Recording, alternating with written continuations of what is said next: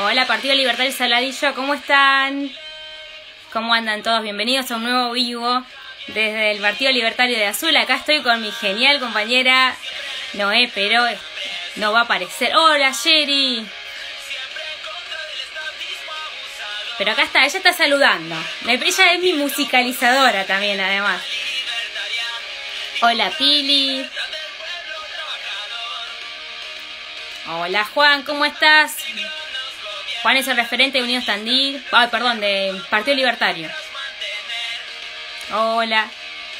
Hola, Sherry. No me maten. De tanto hablar de política se me empiezan a cruzar los partidos. ¿Escuchan la canción de... El último punk? Hola, Santi. Hola, Tommy, ahí está Tommy. Hola, Tommy, ¿cómo estás? ¿Escuchás la canción, Tommy? Llegaste. Hola, Juan. ¿Cómo estás? ¿Cómo va Tandil? Contame cómo va el pele de Tandil allá. Va muy bien, ¿no? Me comentaron que está... Nahuel. Ahí entró Nahuel. Ahí te invitamos, Nahuel. Acá estamos con Noé.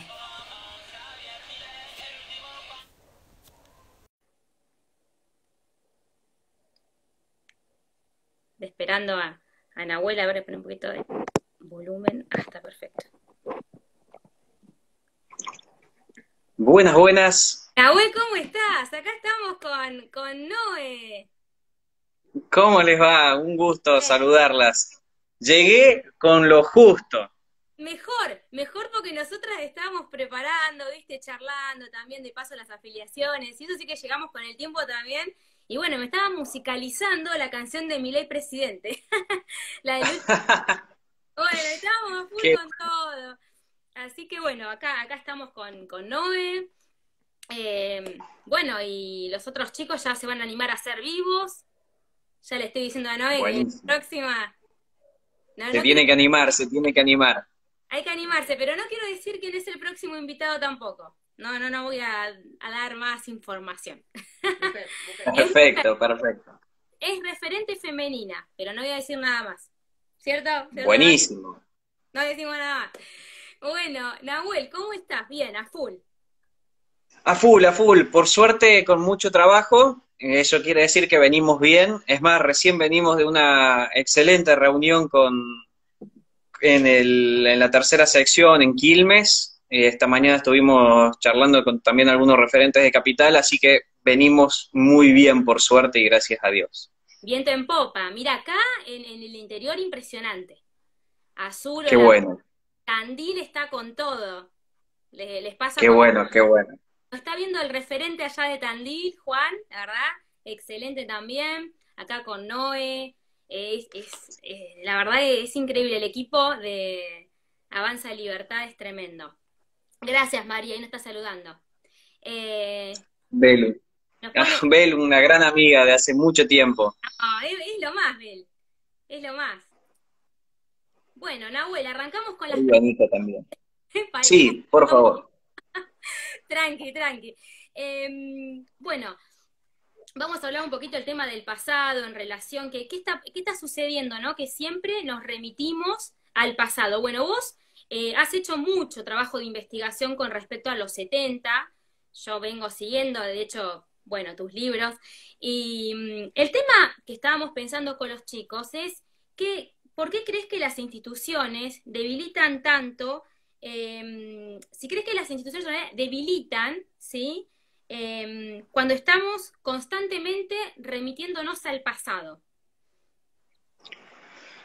Bueno, creo que en realidad nosotros nos remitimos al pasado porque no hemos hecho un revisionismo real de lo que ha sucedido en el pasado. Nosotros tenemos una historia muy sangrienta y muy interesante porque la historia argentina ha sido enteramente política y todas las personas que de alguna u otra forma practicamos política creo que es un tema muy importante.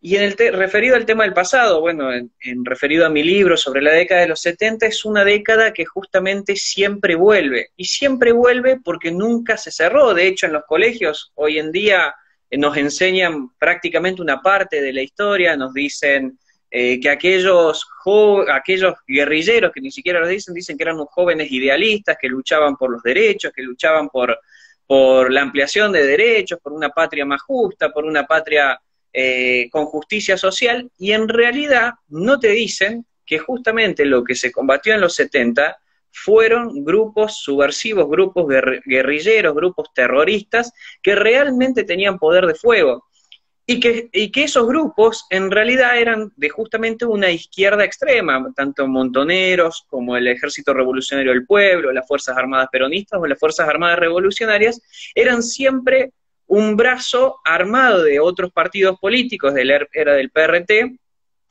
y eran un brazo armado que justamente llevaban a cabo las ideas de la izquierda, del marxismo. Entonces, todas aquellas personas que en su momento empuñaron un arma, perdieron la batalla, perdieron la guerra en el campo de batalla, pero en el campo cultural se fortalecieron, porque esas personas hoy en día son docentes, son periodistas, son comunicadores. De hecho, tenemos varios casos de funcionarios del gobierno actualmente. Por ejemplo, nombro a uno que siempre lo nombro, al Chino Zanini. El Chino Zanini es muy poco conocido su historia, o sea, todo el mundo sabemos que es una persona de entera confianza del kirchnerismo, de entera confianza de Cristina, que hoy en día es secretario del Tesoro, pero pocos saben que el Chino Zanini en realidad no es chino por sus facciones, sino que es chino porque es un profundo admirador de la revolución china, es un profundo admirador de Mao. De hecho, él en los 70 militaba en las brigadas maoístas. Es de hecho también que en un pueblo de Córdoba, que se llama La Calera, que es un pueblito, una ciudad a 20 kilómetros de la capital de Córdoba, el Chino Zanini participó en el copamiento de ese pueblo, donde se robó, no solamente se robó el Banco de Córdoba, se robó todo el caudal, sino que además entraban a las comisarías para quitar y para sacar todas las armas que había en ese momento. Entonces, la década de los 70 siempre es una década que vuelve porque ha sido utilizada políticamente, con una mentira, se creó un relato, que es un poco, yo siempre digo, es un poco del relato que está intentando construir hoy en día Alberto con el feminismo, con el aborto. A ver, en el 2003, cuando Néstor llega al poder, llega con el 23%, es decir, no tenía un poder político. ¿Qué necesitó? Levantar una bandera. Esa bandera fue la de los supuestos derechos humanos. Hoy en día Alberto Fernández está levantando otra bandera de la diversidad de género, entre comillas, el tema del feminismo, el tema del lenguaje inclusivo. Entonces, ves siempre que se utilizan esos conceptos ideológicos para traerlos al presente. Y las instituciones, por supuesto, que corren riesgo, porque justamente estas personas nacieron atacando a las instituciones. De hecho, no todo empezó un 24 de marzo del 76. Los grupos guerrilleros, los grupos subversivos, empezaron en la década del 60. La primera víctima que hay de los ataques del terrorismo es Guillermina Cabrera, de 3 años, que fue en el 63, en pleno gobierno democrático. Cuando fueron creciendo a través de la teoría del foquismo, cuando fueron creciendo, en el 75, en la década del 70, se fueron formando. ¿Y qué atacaron? ¿Atacaron a un gobierno militar? No, eso es lo que la gente tiene que entender. No atacaron a ningún gobierno militar, atacaron a un gobierno democrático. Atacaron al gobierno de Isabel Perón, y antes también al gobierno de Cámpora, que trabajó justamente con Montoneros. Entonces, siempre va a ser un tema que vuelve, uno, por desconocimiento de la misma sociedad, y dos, porque los que agarraron un arma en aquel momento, otro ejemplo es Nilda Garrey, que siempre está presente en el gobierno. Nilda Garrey, hay fuentes como las del Tata Joffre que la vinculan directamente con el secuestro más caro de la historia de la humanidad, que es el secuestro de los hermanos Born, con Montoneros. Entonces, siempre va a volver porque esa gente que estuvo empuñando un arma, hoy en día está en puestos de poder. y la gente no conoce nuestra historia. Por eso hay una frase muy conocida: aquellos que no conocen la historia están condenados a repetirla nuevamente. Exactamente. Entonces, siguiendo con lo que estabas diciendo, Nahuel, los funcionarios entonces impulsan esta mirada al pasado para Por acaparar supuesto. y ciertos lobbies también. Por supuesto, porque es algo, a ver, es muy tentador llevar a ese discurso. ¿Por qué?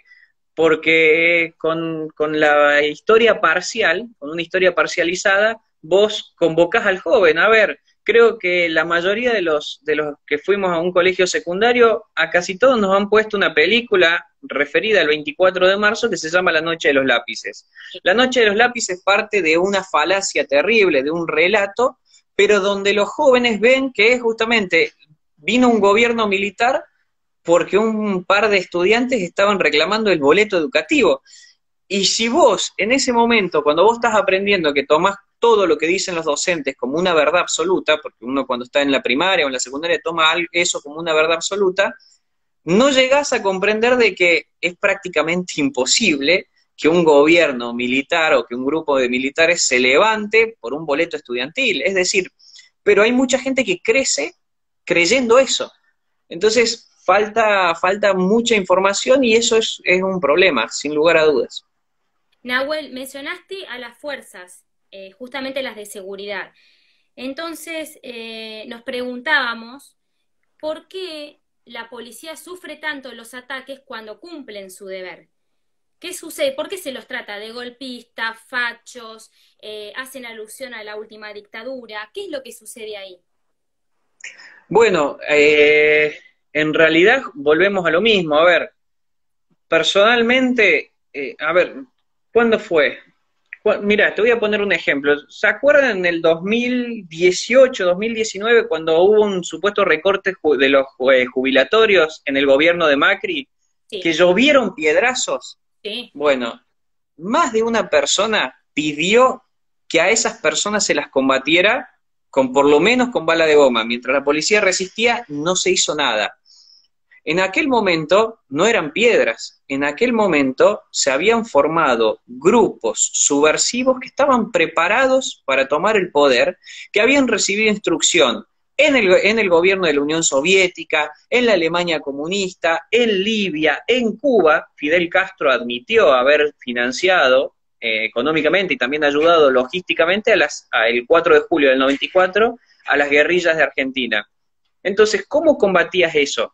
Eso era una guerra Estado, porque mucha gente dice, no, era una guerra del Estado contra pequeños grupos. No, fue una guerra Estado no convencional, porque justamente los grupos terroristas recibían financiamiento, apoyo y logística de los gobiernos extranjeros. Eso sí, eso no quita que en en el proceso cívico-militar, porque también hay que decirlo, un proceso cívico-militar, porque acá me vienen los peronistas, los radicales, incluso los socialistas a decir, ¿cómo puede ser que en el 76 haya habido un gobierno militar? Pará, el peronismo mantuvo más de 300 intendencias, el radicalismo más de 500. Tenés a personas como Balbín que te decían, la solución no la tenemos los políticos, la solución está en los cuarteles, y tenés a un socialismo que también tenía funcionarios adentro del gobierno, incluso mantuvo una intendencia. Entonces, Les fueron a golpear las eh, Nahuel. le fueron a golpear las puertas entonces, eso no quita que el gobierno militar haya cometido errores, porque los cometió totalmente. A ver, para mí el tema de los desaparecidos es totalmente un error, es imposible defender eso, pero a uno cuando dice que hay que hacer un revisionismo histórico y por ahí habla más de la otra parte porque es la que está oculta, te tratan de facho, de genocida, cosa que tampoco hubo un genocidio, ¿no? No, no.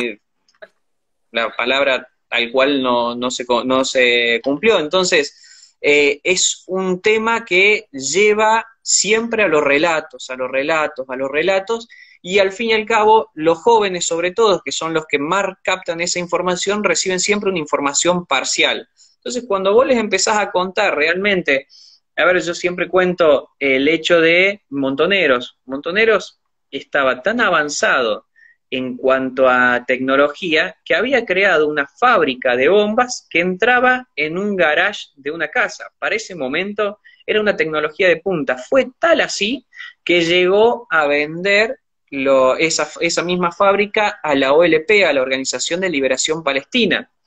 Después tenías al Ejército Revolucionario del Pueblo, que en el 74, 2 años antes del gobierno cívico-militar, había juntado 25.000 personas armadas en Rosario, en realidad en el estadio de Tiro Federal. Entonces, 25.000 personas armadas para la teoría de la guerrilla. La teoría de la guerrilla dice de que un guerrillero equivale a 10 soldados convencionales. ¿Por qué?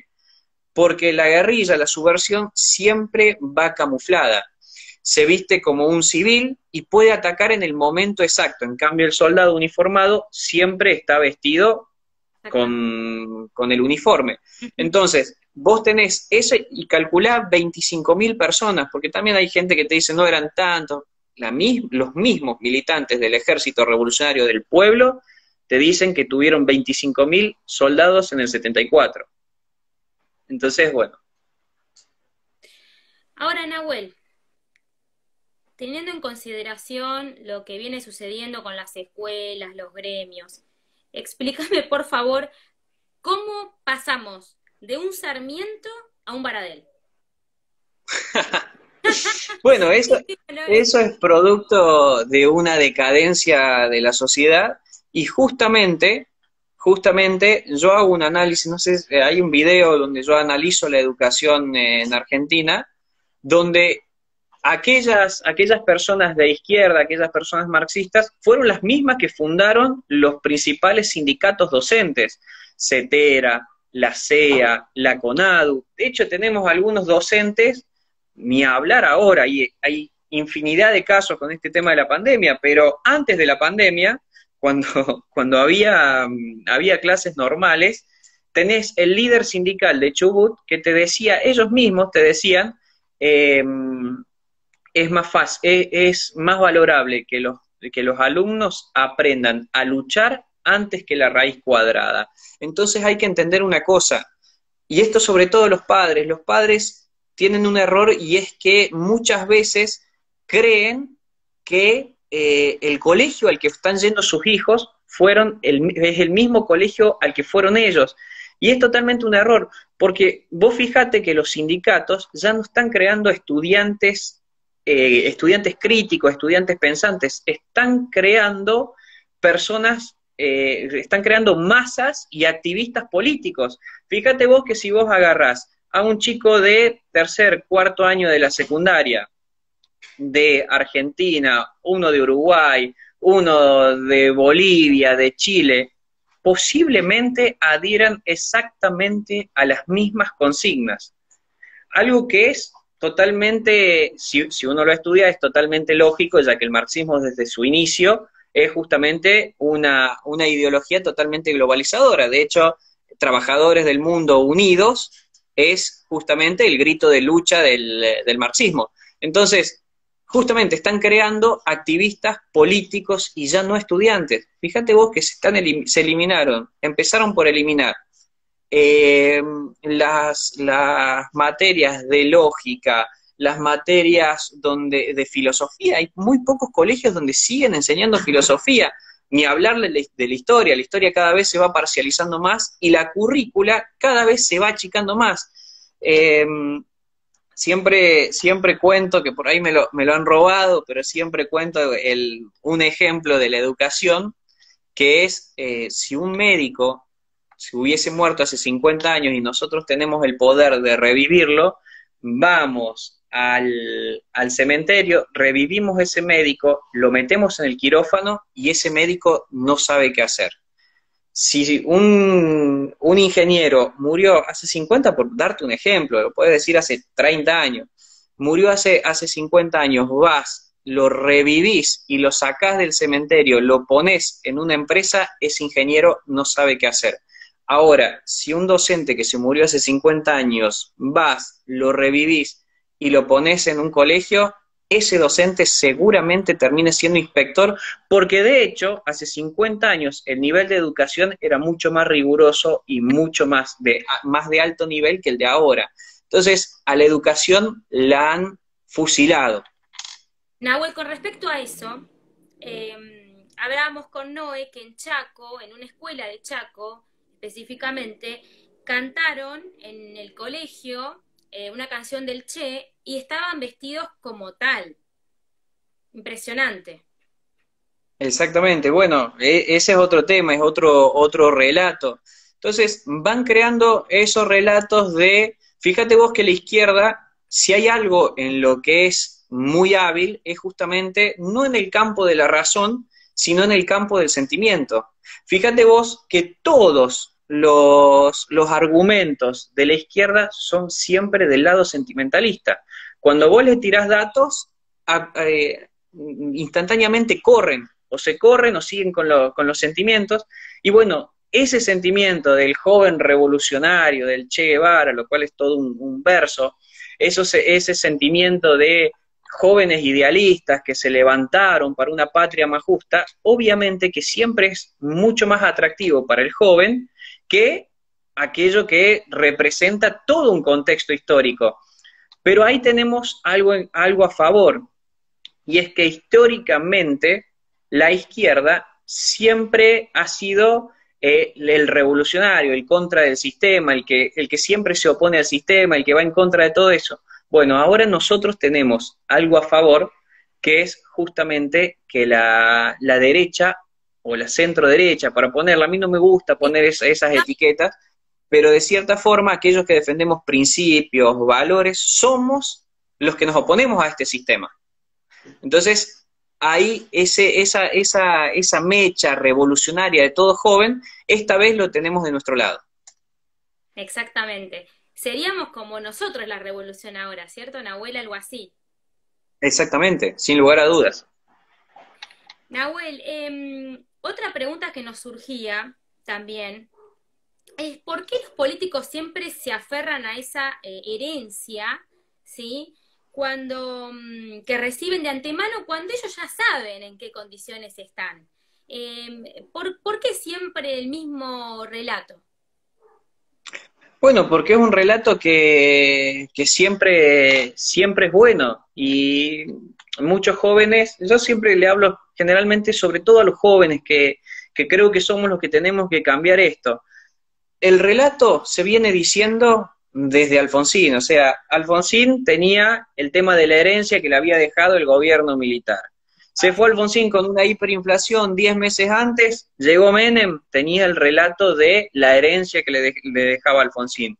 Se fue Menem en un contexto de crisis, llega de la Rúa, bueno, en el 2001 llega de la Rúa, ¿y qué te decía? La herencia que me dejó Menem. Se va de la Rúa en el 2001, tenemos una explosión de presidentes, 5 presidentes en una semana, que era la herencia, la guerra dual de que te decía, la herencia, tenemos que poner de pie este país. Se fue Néstor, Cristina no tenían excusa, pero llega Macri de nuevo, la herencia, la herencia, la herencia, y es algo que la sociedad argentina compra y compra mucho, y eso es un problema, porque en realidad, a ver, siendo absolutamente lógicos, obviamente que siempre vas a tener una herencia, pero si vos te estás quejando, una cosa es decir y hacer un planteo de todo lo que te dejan en el Estado, que eso está perfecto, o sea, yo creo que cada presidente tiene que asumir, hacer un resumen y decir, che, esto es lo que recibo.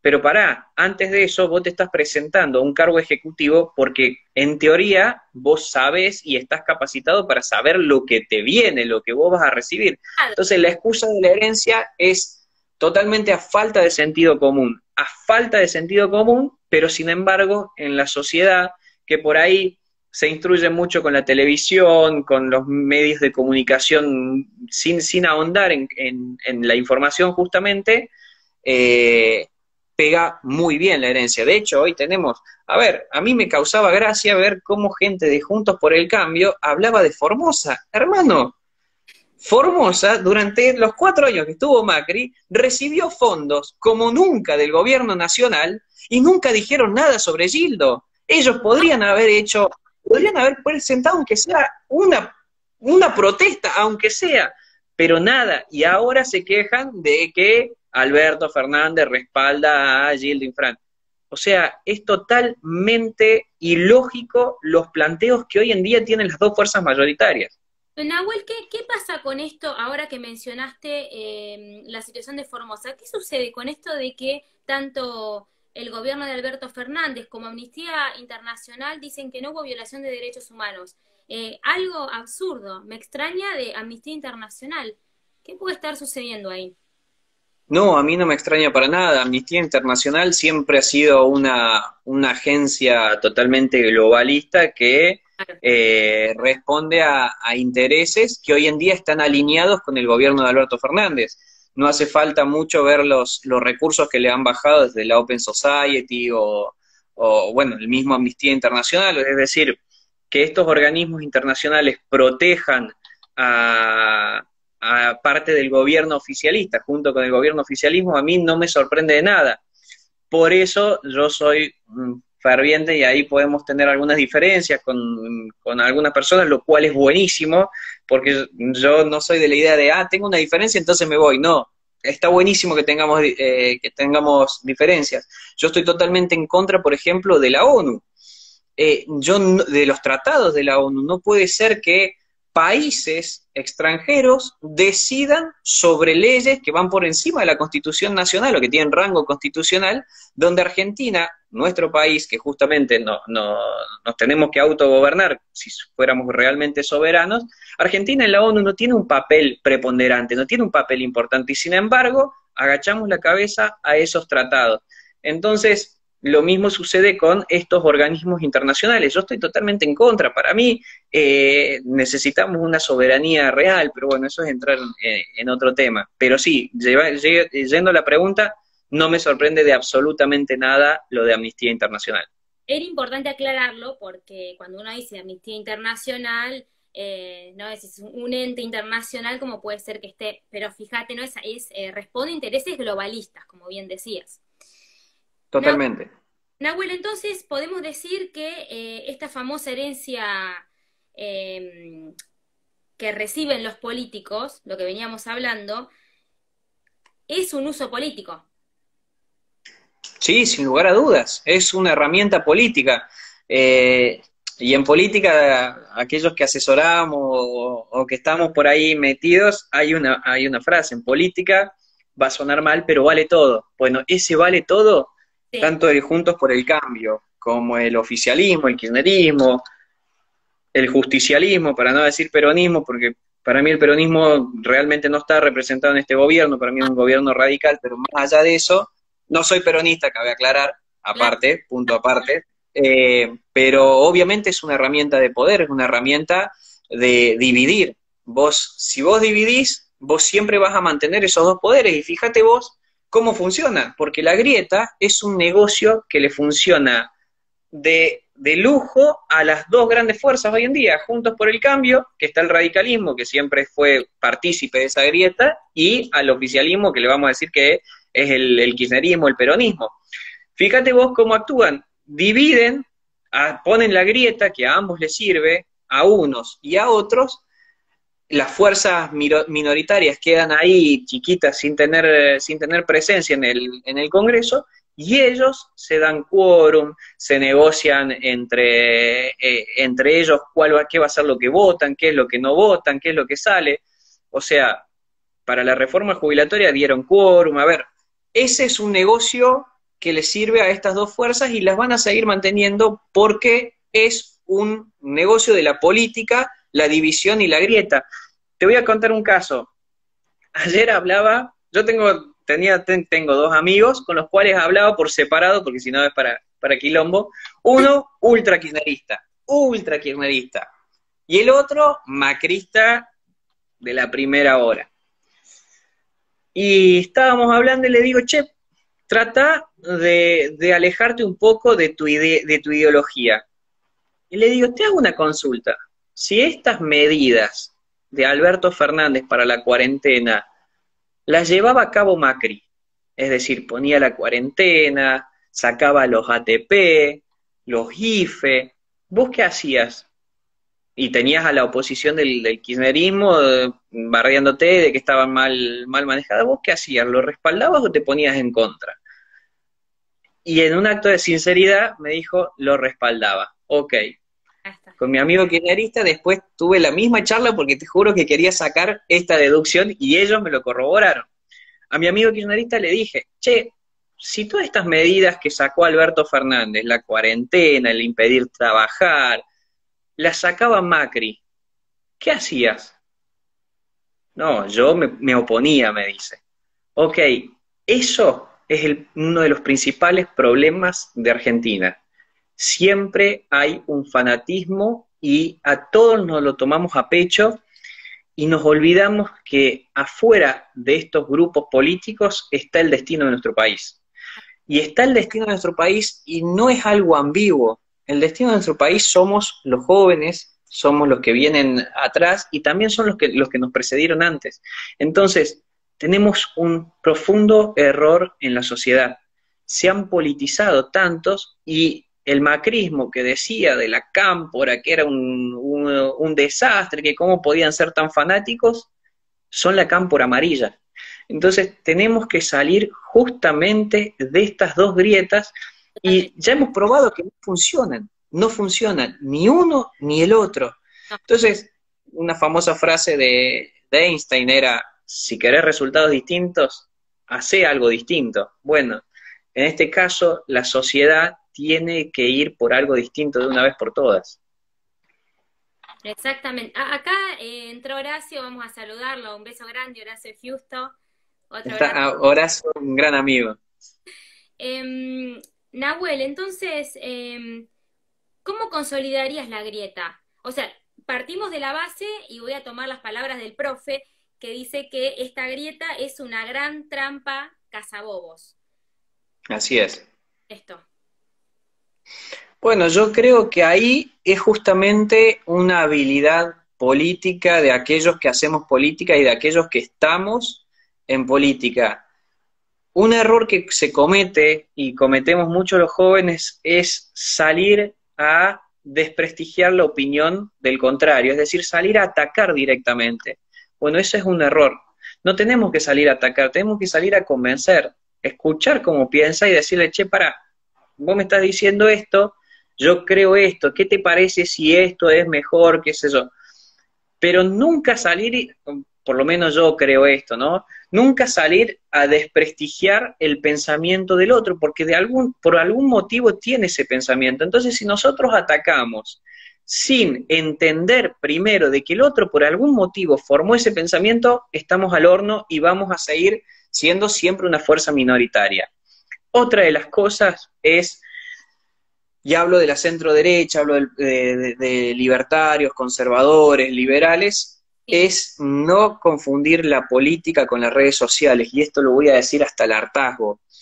Es un error tremendo confundir creer que la política son las redes sociales, que porque yo tengo más me gusta, me van a votar más personas, que porque tengo tantos seguidores voy a ser un gran... No, la política en Argentina, y sobre todo saliendo de Cava, sobre todo en las provincias, se hace en la calle, y de acuerdo a eso tenemos que salir a pisar las calles, y tenemos que salir a pisarle el barrio, a los punteros radicales, a los punteros peronistas, a los punteros del PRO, y entender realmente de que la gente la está pasando mal. Nosotros estamos en una situación donde la gente la está pasando mal, y vos no podés enojarte en contra de la gente que no tiene recursos, porque justamente es un producto de la decadencia de la política. Entonces vos no podés enojarte con esa gente, tenés que salir, caminar el barrio y tratar de explicarle por qué, y sin el liberalómetro, sin el hecho de, a ver, nosotros por ahí cometemos un error desde el sector liberal de que somos muy técnicos. El tecnicismo sirve para cierto sector. A Doña Rosa, y siempre pongo el ejemplo de Doña Rosa no le importa, no le interesa la impresión de billetes, no le interesa y no quiere saber qué dijo Ayn Rand, qué dijo Rothbard, no le interesa eso, y está bien, está perfecto que no le interese. Entonces, de acuerdo a eso, tenemos que plantear un discurso. A ver, yo hoy justamente en una de las reuniones ponía un ejemplo. Una abuela o un anciano con la jubilación mínima, estoy seguro que la está pasando sumamente mal porque no alcanza. No. Esa anciana, esa abuela, seguramente que le duele tener a un nieto y no poderlo llevar a tomar un helado. Seguramente que le duele tener un nieto y no poderlo sacar a los jueguitos. A esa madre que por ahí el hijo en edad escolar quiere un celular, quiere unas zapatillas, y la madre no se lo puede dar. A esa gente le tenemos que le tenemos que hacer entender que justamente es ahí donde el Estado le está quitando eso, le está quitando, y ahí hay que aprender de la izquierda, hay que aprender del sentimentalismo, hay que ser empático. Yo conozco mucha gente de los sectores de la derecha que hablan de la pobreza, que hablan, y nunca pisaron un barrio. Te hablan en contra de los que reciben planes, te hablan en contra de, che, culpa de estos, los domingos de la elección reciben 500 pesos y van y votan a, no sé, al kirchnerismo. No es culpa de esa gente que está recibiendo esos 500 pesos, porque por ahí a esa gente, hay algunos que lo usan mal, pero hay gente que la utiliza para darle de comer a su familia. Entonces, eso lo tenemos que entender porque es la Argentina mayoritaria. La Argentina mayoritaria no somos vos o yo, que por ahí tenemos la suerte o la bendición de no estar pensando en qué vamos a comer mañana porque lo tenemos solucionado. La Argentina mayoritaria hoy es un 47% pobre y un 60% de los niños pobres. Y eso es lo que nosotros nos tenemos que preparar para gobernar. No nos comamos el relato, no nos comamos el verso de que el liberalismo, el conservadurismo es los votos de la clase alta. La clase alta no nos vota, a nosotros nos vota la clase trabajadora. Y de acuerdo a eso es que le tenemos que ofrecer soluciones. Pintarle, si le falta luz, arreglar el alumbrado público, decirle que el colectivo le tiene que llegar hasta su casa, que las calles tienen que estar asfaltadas, porque hoy en día los que sufrimos la inseguridad y los que estamos presos somos los que laburamos, y ese es nuestro votante. Exactamente, Nahuel. Entonces, mencionaste el tema de los planes. ¿Qué opinás de las siguientes frases? Que la grieta es entre el que trabaja y el que recibe planes. Estoy totalmente en contra. Me parece una frase sumamente... hay una frase de Winston Churchill que decía que generalizar es de idiotas. Bueno, lo que menos tenemos que hacer en la Argentina que nos toca es generalizar. Yo he tenido la posibilidad con las clases de apoyo escolar en los comedores que hemos apadrinado, yo he tenido la posibilidad de conocer a gente que recibe plan social, pero sin embargo quiere salir adelante. El problema en realidad es de un Estado que no te controla o que no te da otra solución. Ahí, a ver, si vos vas a dar un plan para educar, para la educación, bueno, controlar, Estado tiene que controlar, y ahí sé que a algunos no les va a gustar, pero si ese plan existe, vamos a hacer, la política es el arte de lo posible. Si vas a enviar un plan social para la educación, bueno, el Estado tiene que controlar que ese chico que está recibiendo, la familia que está recibiendo, le esté yendo bien en el colegio, que no esté faltando, que realmente demuestre un progreso. Ahora, si eso no se da, hay que quitárselo. Y esa frase me parece sumamente básica porque lo que te decía es, yo conozco gente que ha recibido planes sociales y que gracias a esos planes sociales, ha podido avanzar y ha podido poner, en este caso que te voy a decir, es una panadería en su casa. Pudo ahorrar, pudo comprar una harina, qué sé yo, empezó a vender pan y le empezó a ir bien. Y eso está bien, y en un mundo ideal no tendría que recibir, pero en el mundo que tenemos, en el país que tenemos, y vuelvo con la política desde el arte de lo posible, sí, está bien. O sea, si ya existe, que lo utilicen para algo bueno. Distinto es si lo utiliza para la droga, que también sucede, pero volvemos a lo mismo. Falta de control del Estado. Yo creo que los planes sociales a un corto plazo son buenos. A ver, si vos si hay personas que quedaron desempleadas, en vez de que bajen a la línea de pobreza, vos le brindás un plan de 6 meses. Durante esos 6 meses te tienen que traer un comprobante todos los meses de que por lo menos estuvieron buscando laburo en 5 lugares y de 5 lugares firmaron que no los tomaron. Perfecto, tenés otro mes. Al segundo mes te aseguro que seguramente si va a 5 lugares o va a más, van a conseguir trabajo, porque en Argentina hay una realidad y es que trabajo hay. O sea, faltan la creación de laburo, pero en Argentina trabajo siempre ha habido. Entonces, yo no considero esa frase correcta para nada. Bien, Nahuel, me hice acordar justamente, Juan, porque vos mencionaste que la izquierda está acaparando los lobbies, bueno, el LGBT, el feminismo más radicalizado, y también ahora está con el tema del veganismo y lo de los animales. Y vos sabés que yo he observado, vengo estudiando porque yo soy proteccionista, entonces vengo viendo que la gente se emociona mucho con el tema de las causas de los animales. Y la izquierda está usando el tema del veganismo, pero no está, a ver, no está observando lo que está pasando con los animales en situación de calle, que es gravísimo. E inclusive, mirá, yo veo cuando un referente aparece con un animalito, con la imagen, increíblemente los me gustas aumentan, no sé, de a 1000. Es una locura lo que te estoy diciendo. Pero también me parece a mí que tendríamos que apuntar a ese sector, que son los proteccionistas que están también con plata de su bolsillo, lo están haciendo. Y la realidad es que apoyo del Estado no están teniendo para nada y no hay educación. No castran a los animales. Me parece que también es un problema más bien social. Pero Bueno, ahí creo que entraríamos en un debate. A ver, termina. claro que estaría bueno ocuparse también de ese tema, acercarse a los proteccionistas también, qué es lo que está pasando con los animales.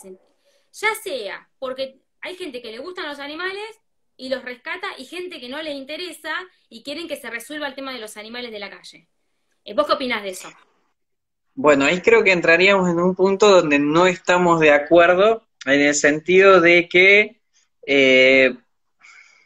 va a sonar muy duro y muy feo, pero creo que en un país donde tenemos el 60% de niños pobres, lo cual no implica el 60% de niños pobres en, como número, sino que esos niños van a crecer, van a ser adultos y nosotros vamos a pasar a tener una pobreza, si eso no se soluciona, comparado a los países de África o Haití.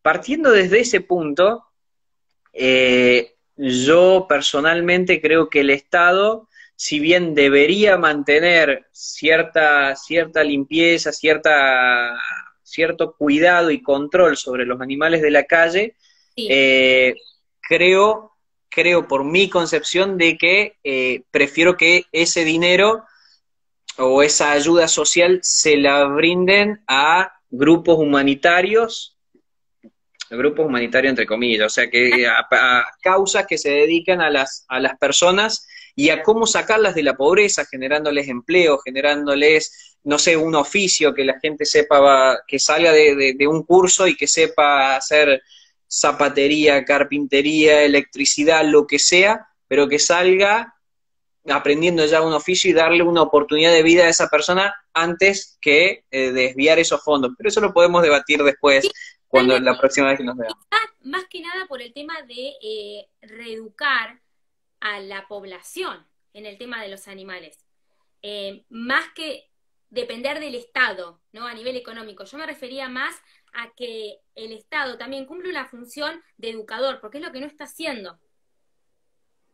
Sí, Falta- de hecho, a ver, no educa a los niños a pensar con criterio, mucho menos va a educar en ese aspecto.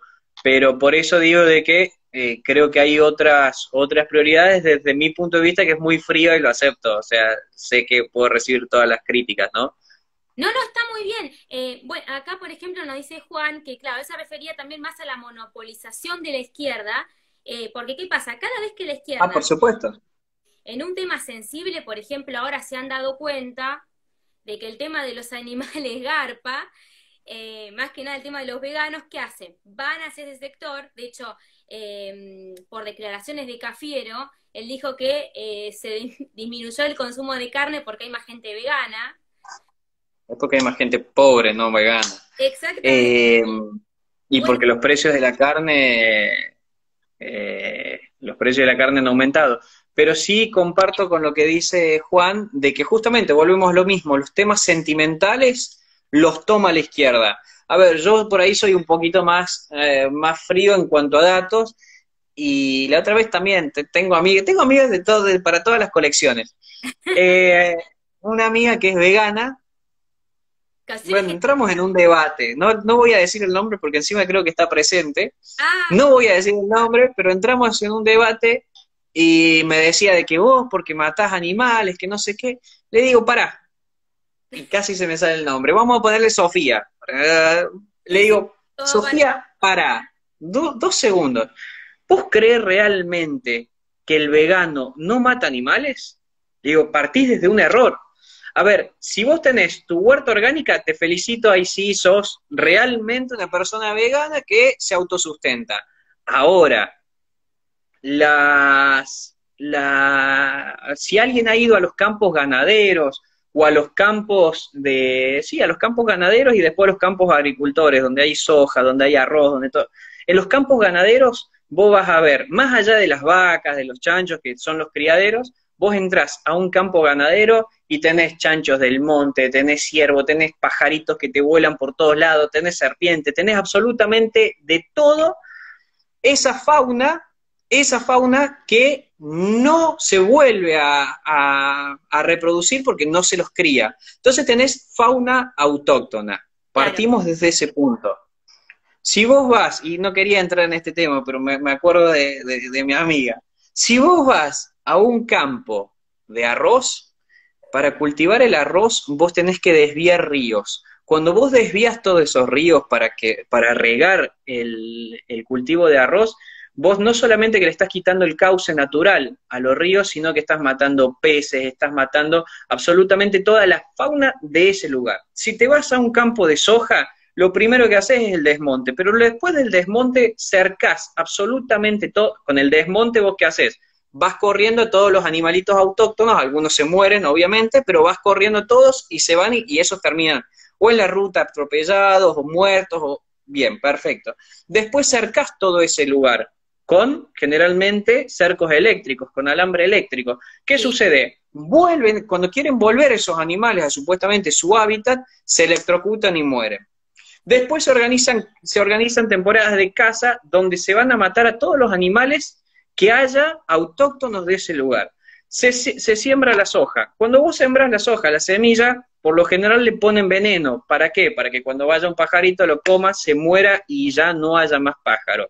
Entonces, te vas a un campo de soja, de trigo, y no vas a ver a un solo animal. Entonces, que a mí un vegano me venga a decir que yo, porque como carne, mato animales, yo le respondo que él también, incluso mata animales que no son autóctonos.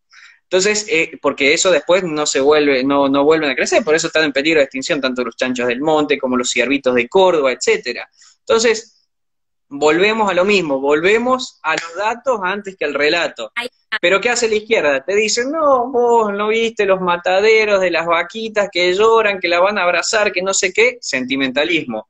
Ahora vos los corres con datos, como a mi amiga Sofía, y sale corriendo. nada, excelente, excelente descripción, Nahuel, muy bueno. Yo soy vegetariana, pero entiendo y adhiero a lo que estás diciendo, es totalmente Pero es que está perfecto. A ver, yo no tengo problema con aquella persona que por libertad individual decide ser vegana, decide ser vegetariana por una cuestión personal. Ahora que no me vengan a militar o a acusar a mí de asesino, a eso voy. O sea, cuando ya se pasan de rosca, ahí ya es un problema. no, totalmente, que es para hablarlo en otro vivo, definitivamente, porque es un tema para hablar largo y tendido. Ahí,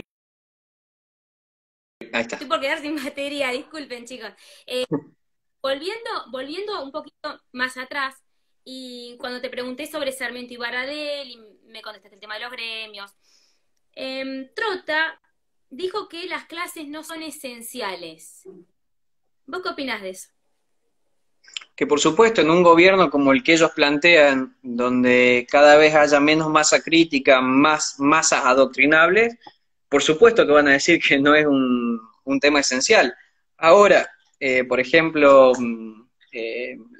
Castelli, Leonardo Castelli, el padre, decía de que la educación era tan importante, esto es totalmente debatible, pero para ir al punto, que la educación era tan importante que ni siquiera debería existir un ministerio, porque al existir un ministerio lo que hace el presidente es lavarse las manos y dejárselo todo al ministerio.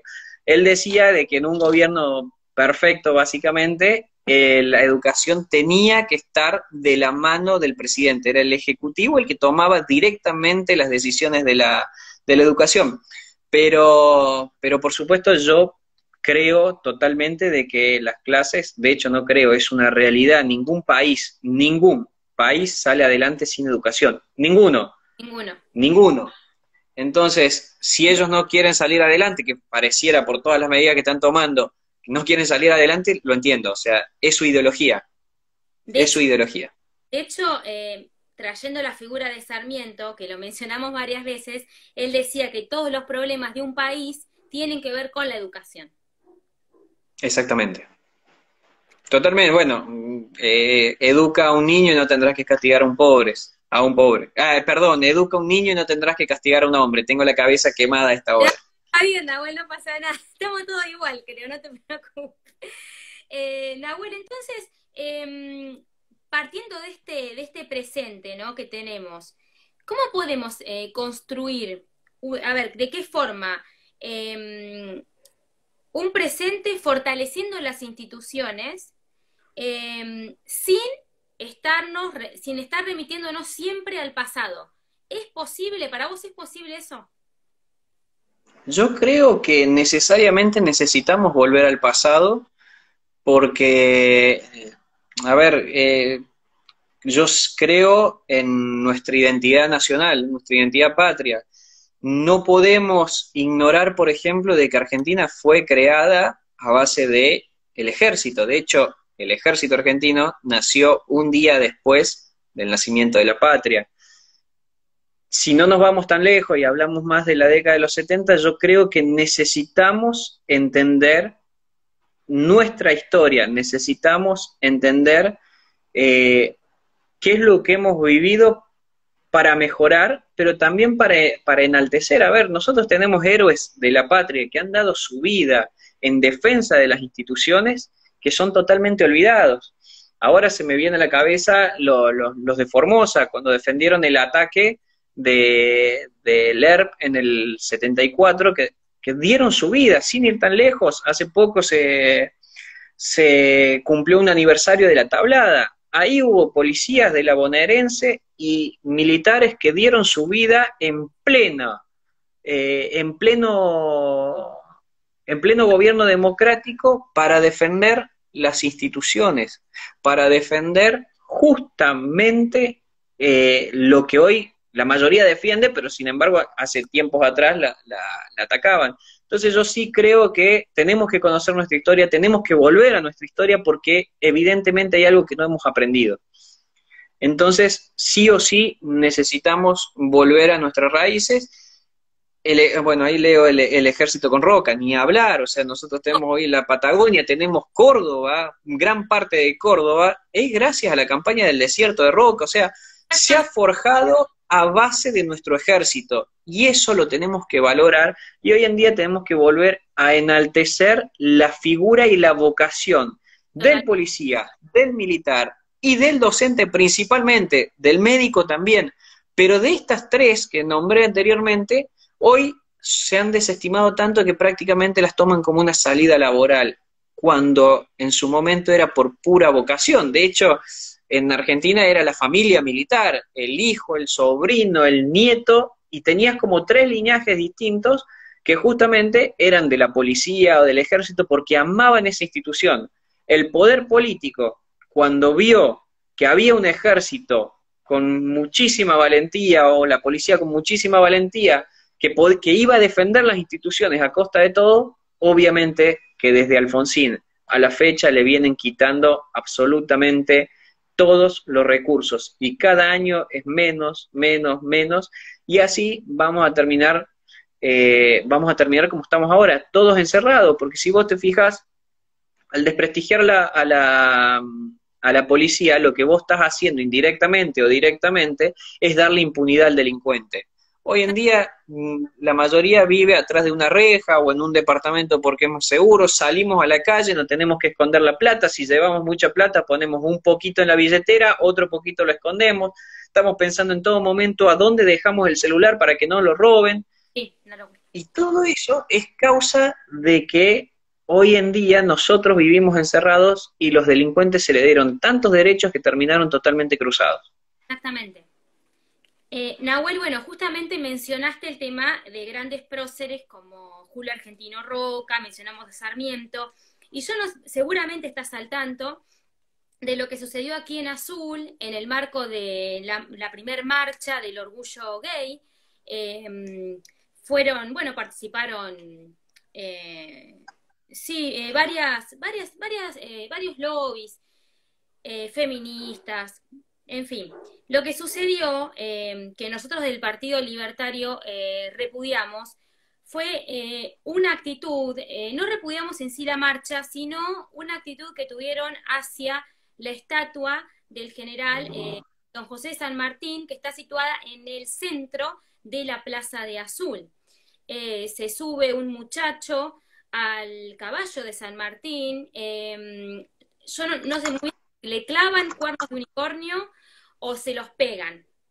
Le colgaron trapos de todos colores, a su vez también, le pusieron una peluca, ahí me está recordando, ¿no? Una peluca al general, y la bandera del orgullo gay, y acá viene lo peor, porque hay algo peor, le pasaron los miembros masculinos por la cara, ¿sí? A la estatua.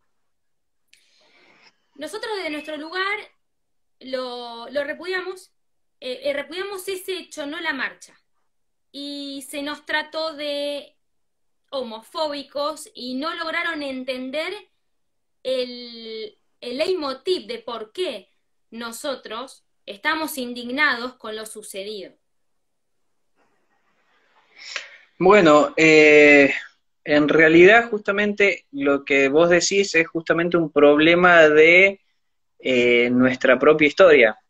Nuestra propia historia durante muchos años se ha venido desprestigiando o intentando desprestigiar lo que han hecho nuestros próceres, nuestros padres fundadores. Vos tenés una premisa de que si vos no sabés de dónde venís, no sabés tu inicio, es muy difícil que sepas valorar eso para saber a dónde llegar. Entonces, ¿qué se ha intentado hacer?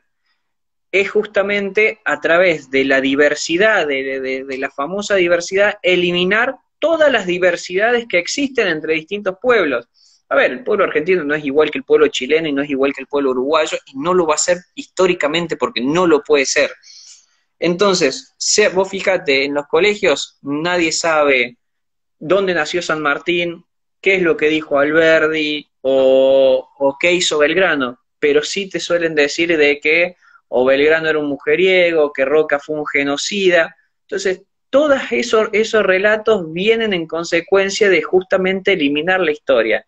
Si vos eliminás la historia, no solamente que eliminás la identidad de un pueblo, sino que vos estás avalando y estás dejando prácticamente una hoja en blanco para hacer un relato de esa historia. Lo hicieron en los 70, que han creado un relato desde cero, y lo están haciendo con nuestros próceres. Entonces, todas esas personas que han realizado eso, para mí tienen que tener incluso una pena, valga la redundancia, un castigo penal. Pero más allá de eso, es justamente personas que me dan lástima. Sí. Porque realmente no, en una historia de creerse revolucionarios, porque en realidad ni siquiera tienen una causa, se hacen los revolucionarios, pero no tienen una causa de fondo, terminan dañando justamente nuestra identidad, nuestros próceres, nuestros padres fundadores, que son justamente los que tendrían que estar en cada ciudad, en cada pueblo enaltecidos con los monumentos totalmente limpios, totalmente que sean producto de admiración, porque San Martín, para dar un ejemplo, San Martín no fue un superhéroe que nació de... No, no, fue una persona como cualquiera de nosotros, que de hecho fue una de las más grandes de la historia, no solamente argentina, sino de la historia mundial. El mismo Napoleón te hablaba de San Martín. Si vos te vas hasta Tailandia, Estados Unidos, Francia, Italia, Alemania, en todos lados hay estatuas que conmemoran a San Martín porque fue un tipo gigante para su época. Y nosotros, que somos argentinos, no valoramos eso. La verdad que esa gente me da lástima.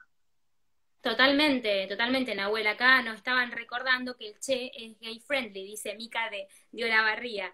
Es cierto, y acá Juan nos recordaba también, bueno, la tremenda máquina de matar que fue el Che Guevara, que tenía campos de concentración, de trabajo forzoso, los torturaba y asesinaba, ¿no? A los homosexuales. Entonces, Es que sí, Nahuel, disculpa. históricamente la izquierda ha estado siempre en contra de la homosexualidad. Si vos te vas a Salvador Allende, que fue el primer presidente marxista elegido de la historia por el voto popular, decía que eran unos trastornados, que tenían una enfermedad mental. Ni hablar del Che Guevara, que los recibía en el campo en el campo de trabajo de la cabaña, que le ponía un cartel a las personas homosexuales: el trabajo los hará hombres. Stalin estaba totalmente en contra. Entonces, justamente Ahora. no conociendo la historia, levantan una bandera que años atrás los hubieran matado. Exactamente. Bueno, Nahuel, no te queremos robar más tiempo, pues ya se cumplió la hora y sabemos que estás a full.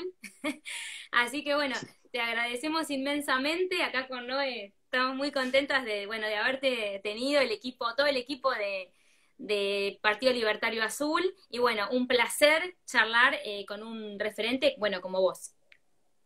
El placer ha sido todo mío, muchísimas gracias por el espacio y bueno, espero que sigamos trabajando juntos.